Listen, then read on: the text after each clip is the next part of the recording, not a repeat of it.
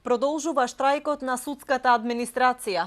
Од 18 мај непрекинато трае штрајкот во судовите поради неисполнување на барањата за зголемување на платата од 35% како што е предвидено кај судиите, јавните обвинители и службениците во јавните обвинителства. Административците од судовите во Македонија ќе продолжат и со масовни протести.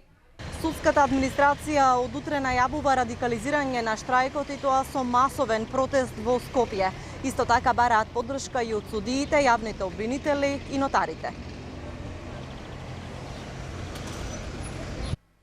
Вчера и денеска сите вработени во судската администрација штрајкуваа на своите работни места или пред судовите, додека утре протестот ќе биде во Скопје. Инаку од вчера се издаваат апостили и не се работат постапките за обезбедување на докази. Единствените уверенија што се издаваат се на странките на кои им се потребни за вработување, и тоа исклучиво ако како доказ го достават огласот за вработување.